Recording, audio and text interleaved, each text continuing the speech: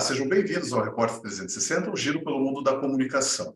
No programa de hoje, temos a honra de receber aqui o senhor Carlos Gusso, ele que é fundador do grupo Risotolândia. Tem muita história para contar, um cidadão aí com muitos prêmios, muita história com associativismo, uma empresa de muito sucesso. E com o senhor Carlos, hoje temos muito a aprender. Então, senhor Gusso, seja muito bem-vindo aqui ao Repórter 360. Muito bem, muito obrigado pela oportunidade que você está apresentando e estou à tua disposição para que as perguntas sejam respondidas. Poxa vida, senhor Gusso, é tanta coisa para falar, então vamos imaginar um pouquinho como tudo começou. O senhor quer contar mais sobre o início da sua jornada profissional, o início da história da Risotolândia, depois Grupo Risotolândia? Acho que é uma boa forma de aquecer os motores aí. Sem dúvida. Na verdade, a Risotolândia ela nasceu com o nome de Risoto do Xaxim. Era um local onde se servia alimentação aos domingos e às quintas-feiras. Esse local era muito apreciado pelos políticos na época. Tanto é que, me permite até citar, eu já não de saudosa memória, mas, por exemplo, o lançamento de Ney Braga à Prefeitura de Curitiba, ela foi dentro lá do nosso restaurante, lá no Xaxim. Independente da comida tradicional, que era a minha mãe que fazia, trouxe da Itália as receitas, tá? Nós tínhamos também um tio e uma tia que eram cantores maravilhosos, sem treinamento, sem nada. Então, eles iam às quintas-feiras lá e abrilhantavam o jantar com suas músicas italianas, com letras italianas. Então, era muito bom, ao ponto de que tinha quinta-feira, por exemplo, que faltou cadeira. Nunca esqueço dessa história. Faltou cadeira, o pessoal que faltou cadeira lá foi tirar a garrafa daquela época, era em caixa de madeira, a cerveja, tirar as garrafas de dentro para fazer da caixa uma cadeira para se acomodar nas mesas, para você ter uma ideia como era concorrido realmente na época. Bem, isso aí foram durante alguns anos. Meu pai e minha mãe acabaram realmente assumindo, mas eu não deixei de acompanhar, trabalhando quase que diuturnamente, para que realmente houvesse um sucesso financeiro no final. Bom, passado essa fase, eu, na época, preocupado com a cultura, eu me formei em contabilidade, fui um contador. E depois, só mais tarde, quando estava às vésperas do casamento, também me formei em administração de empresa. Com isso, nesse tempo, eu servi o Exército, tive a felicidade de servir na Polícia do Exército, na PE, coisa que me abrilhantou, me clareou, mais no sentido assim, até sensibilidade, sabe, seriedade com a coisa na vida. Tudo aprendi dali. Nessa oportunidade, inclusive, eu já teria sido convidado, com 18 anos, para ser o portador do fogo simbólico da pátria, que entrava na Praça Osório. Ali tinha uma bancada lá, tá? Esperando a pira olímpica, e eu acendi a pira olímpica. Quer dizer, fui escolhido, realmente, eu não posso te falar por quem, porque eu fui o escolhido. Eu era um grande corredor, como realmente fui, muito campeão de muitas corridas, inclusive no Rio de Janeiro, representando o 3º Exército, e e assim passou a minha fase até a época. Enquanto isso, meu pai e minha mãe iam tocando o restaurante e eu acompanhando-os, quinta-feira e domingo, ajudando eles no trabalho. Essa é uma primeira fase, assim, para você ter uma ideia de como foi, lógico, abreviando bastante os pormenores aí. Aqui chegamos até aproximadamente seus 18 anos, seria isso, né? Isso mesmo. 18 e depois, e como é que foi essa transformação do restaurante para depois uma empresa da área alimentícia, né? Antes disso, eu tive uma passagem muito bonita, muito legal, no Citibank. Eu fui um funcionário lá até o ano de 75, tanto é que em 2025 vai ser 50 anos que eu me demiti do banco. Então, mas durante esse tempo, eu tive fases assim importantíssimas no banco, como ser um auditor sênior, ser um procurador-geral do banco, procurador-geral do Citibank, assinava qualquer valor sozinho, tal, tanta a confiança que o banco depositava em mim, eu com menos de 30 anos de idade, né? Que nessa época já teria casado e estava trabalhando no banco.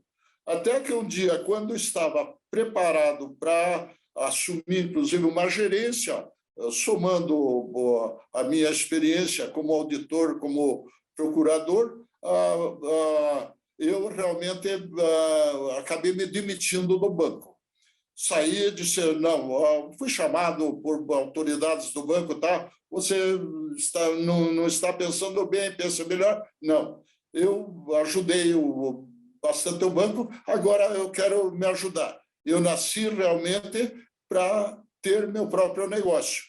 Então, eu estou me demitindo e, com isso, já a minha esposa, a Aroni, ela já vinha tocando o restaurante em paralelo. Quando a situação já era mais favorável no restaurante do que no banco, eu me demiti do banco e parti para o restaurante. Nessa época, estava surgindo a cidade industrial de Curitiba. Com a minha experiência com clientes no banco, eu cuidava de carteira com valores, carteiras importantes assim, e meus clientes eram grandes empresários. E eles, Gúcio, já que você, por que você não monta? Eu tenho minha fábrica, eu tenho contrato, monta teu próprio negócio. E dali surge a tua pergunta daí, como é que começou a cozinha industrial? Ela começou dessa forma. No restaurante aqui, já transportava a alimentação para a cidade industrial, isso aí, para você ter uma ideia, num Volkswagen, com uma carretinha atrás, e levava a carreta cheia de mercadoria lá para pronta, se chamava refeição pronta na época. Enquanto isso, nós já adquirimos área, houve muita procura, adquirimos área na cidade industrial e começamos a construir e a realmente fazer com que a empresa tomasse um rumo. Mas qual seria o rumo planejado? Seria de servir 3.000 a 3.500 refeições dia. Tá? Olha, nós começamos a construir, a procura foi tanta que nos primeiros meses, nem um ano, nós já estávamos com 18.000 refeições. Era construção em cima de construção, correndo. A empresa esperava nós construir para poder atendê-los, sabe? Então, foi uma... Quero te adiantar também o seguinte, foi para o sacrifício nessa altura a minha esposa também, a Aroni. Ela era diretora de 2 escolas, para você ter uma ideia, era do Estado, e ela dirigia as 2 escolas, a Jardim Paraná e a Francisco de Rosso. Ela, olha, se demita, não, se demita do Estado e vamos correr atrás do nosso negócio, que o futuro vai ser esse aqui, sabendo que os grandes projetos da cidade industrial de Curitiba. Então, ali que começamos realmente o primeiro cliente e começamos a desenvolver um grande projeto que a gente não esperava. Você deve fazer essa pergunta aí. A gente não esperava um crescimento tão rápido. Isso aí foi nos anos de 81, 83, que deu e que nós tivemos que até segurar o negócio, porque não tinha condições, pessoal preparado, que sempre eu tive como princípio trabalhar com pessoas muito bem preparadas. E a gente fazia isso com estágios, tá? E assim por diante. Sr. Carlos Gusso, a sua história é inspiradora.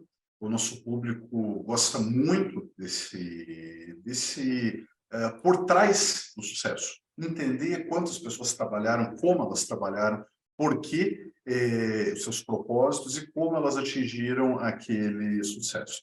E a sua história, ela é muito rica por uma série de razões, mas aqui eu percebo que ela mistura toda uma situação de um negócio familiar que já existia, e uma expertise até cultural italiana, que era aí do restaurante. Depois o senhor teve um grande aprofundamento no aspecto corporativo, com toda a sua experiência no banco, e além disso o senhor trouxe uma bagagem comercial muito poderosa do banco, né? Porque esses próprios clientes o incentivaram à abertura da empresa dessa maneira, já, vamos dizer, com milhares de pratos diários para efeito de entrega. Mas uma coisa chama muita atenção aqui. Talvez muitos dos que estão assistindo aqui o programa vejam algumas oportunidades, mas tenham seus temores, né? E o senhor demonstrou grande coragem nisso daqui, quer dizer, quando o senhor resolveu fazer sua transição na carreira, quando o senhor incentivou a sua esposa a também seguir o mesmo passo, né? Então, o que o senhor deixa de palavra para o nosso público que está nos assistindo? Seja pela tela da Band Paraná, seja pelos canais digitais aqui do Repórter 360, em relação a ter coragem e fazer acontecer. É confiar no trabalho. Aliás, eu fiz algumas palestras e um dia um cidadão me perguntou numa reunião, num grupo de seleto, olha, eu tenho dinheiro e eu quero montar um negócio. O que o senhor sugere? Que fugia do meu caminho. Mas eu aproveitei a oportunidade para responder o seguinte: olha, você guardava o dinheiro no banco, rendendo juro, e emprestava dinheiro, inclusive, do banco para fazer teu negócio. Agora, tem uma coisa: você tem que saber fazer e gostar de fazer. E a minha qualidade era essa. Eu gostava de fazer, de lidar com a alimentação, lidar com o povo, lidar com gente, sabe? Eu gostava e era meu sonho ser um dia meu próprio patrão, vou dizer, né? Olha, você vai ter que tocar essa linha. Quanto ao desafio, eu concordo com você plenamente com essa posição, mas não faltou coragem, não faltou apoio, principalmente da minha esposa, que tínhamos filhos pequenos naquela época, que ela também recusou a profissão dela, que é do magistério, e para me acompanhar nessa caminhada. Aliás, o primeiro terreno que nós encontramos na cidade industrial para construir foi ela que encontrou, numa volta que ela foi numa empresa lá, tal, ela, olha, lá tem um terreno assim, na hora corri e começamos a comprar ali. Para você ter uma ideia, compramos tipo 1.200 metros quadrados. Hoje nós temos, fomos comprando todos os terrenos do lado, hoje temos aproximadamente 100 mil metros de área. e com 30, a primeira etapa foi de 200 metros quadrados. Mas era bom para o tamanho do mercado que a gente tinha na mão. Hoje nós temos mais de 30 mil metros quadrados de área construída. Então, desde a indústria de panificação, o próprio um frigorífico, até hoje nós estávamos analisando com médicos veterinários que cuidam da carne que é servida para o nosso comensal. Então, essa é uma fase muito bonita que eu tenho na minha vida, porque eu toda a vida levei muito a sério o produto, a qualidade do produto. Né? Atrás da qualidade do teu produto vai a tua imagem. E, graças a Deus, eu estou com essa imagem desde que 75 que eu saí do banco. Aliás, antes eu também não teria imagem diferente, senão não teria sido nomeado como fui ao longo de 15 anos que eu fiquei no banco. E, felizmente, estou hoje muito feliz com o que, sem dúvida nenhuma, vocês fizeram uma visita lá só para dar uma olhada e, bem no fim, acabou acontecendo essa entrevista, essa reportagem, né? Maravilhoso, uma baita oportunidade que nós temos. Olha, senhor Carlos Gusso, muito, muito, muito obrigado pelas informações até aqui, parabéns pela história. Agora nós vamos ao nosso intervalo, em seguida voltamos à edição de hoje do Repórter 360, um giro pelo mundo da comunicação. Até já! Voltamos à edição de hoje do Repórter 360, vamos agora ao nosso giro de notícias.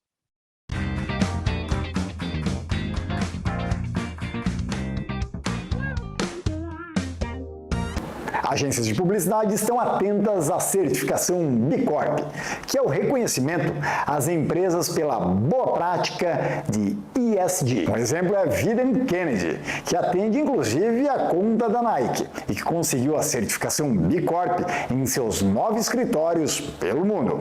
E na publicidade, o selo B Corp exige uma análise dos processos internos, mas também das campanhas veiculadas. Isso mostra que a agência vem tendo uma preocupação com desenvolvimento social sustentável no planeta. O uso da inteligência artificial é uma das tendências para o e-commerce, mas veja só esse dado no Brasil com relação a 2022. Baseada no tratamento de dados e na personalização da jornada de compras, a aplicação da inteligência artificial cresceu 22% nas compras online no país. Agora, uma outra tendência para as marcas é a estratégia Omnichannel. 43% das compras já acontecem via celular, mas para 54% dos consumidores preferem ainda uma versão mais híbrida, ora online, ora offline. Esses dados são do Global E-Commerce Forecast 2022. Agora vamos de evento? Pois é, Floripa vai sediar o famoso Startup Summit 2023, que busca aproximar o relacionamento entre startups e investidores. Portanto, se você não quer perder essa, já anota aí. Dias 23, 24 e 25 de agosto, mais de 200 palestrantes estarão dando este show de conteúdo na capital de Santa Catarina. Haverá área de negócios, networking e um programa exclusivo de aceleração.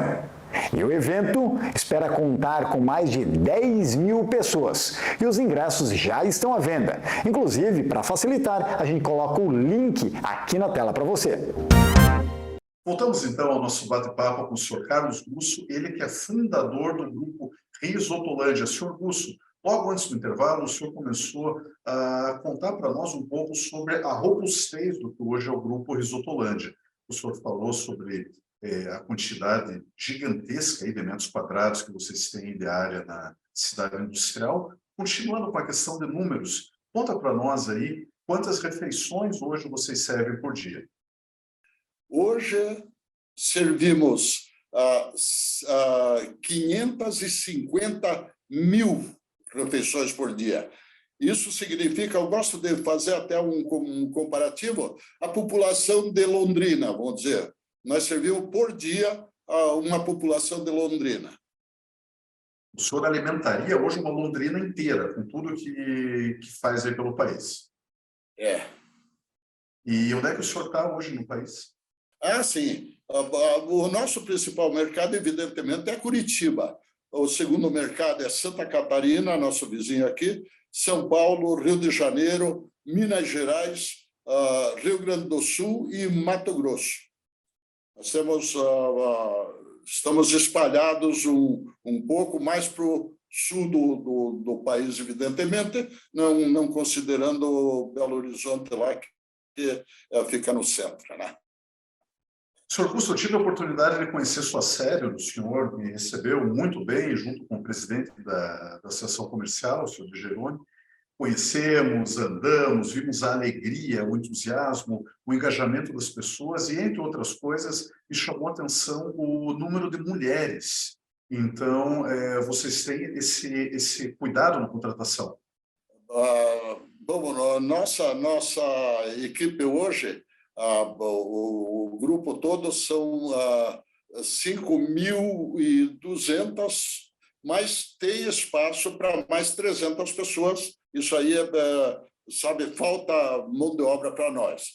Tá? E nós temos 86% são mulheres que trabalham conosco. Então, uma grande maioria. Sendo que tem áreas, evidentemente, que a mulher não trabalha, que é SEASA, transporte, carga e descarga, área de higiene, várias áreas que a mão do homem que é mais importante, por serem áreas mais pesadas, diríamos. Com certeza. E o senhor também me falou aquele dia da visita a respeito de sustentabilidade, todos os cuidados que o Grupo Exotolândia tem nesse sentido. Fica à vontade para compartilhar conosco um pouco.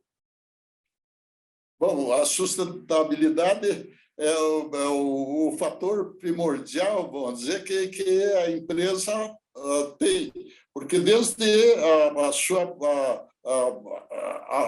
alta administração até os funcionários de menor capacidade. Todos eles são preparados para que realmente nós tenhamos uma alimentação bem preparada e um modelo bem preparado e que todos os nossos comensais, que são o nosso indicador número 1, saia satisfeito com o nosso produto. Perfeito, senhor Lúcio. E falando agora um pouquinho a respeito de frota, vocês têm que distribuir tudo isso, né? São muitos caminhões, veículos leves, como que você distribui tudo isso por aqui? Nós temos uma empresa de transportes chamada Campodoro. Eu queria fazer uma rápida... Campodoro é a cidade onde nasceram meus avós e vieram para o Brasil de lá. O Campodoro tornou-se uma ida para mim, para a Europa, ir para a Itália e visitar meus amigos que eu formei lá em Campodoro. Com esses relacionamentos, para se ter uma ideia, eu recebi a chave das mãos do prefeito, recebi a chave da cidade de Campodoro por ser um descendente de italiano que teve maior sucesso no Brasil. E por isso, então, nós damos o nome da Campodoro.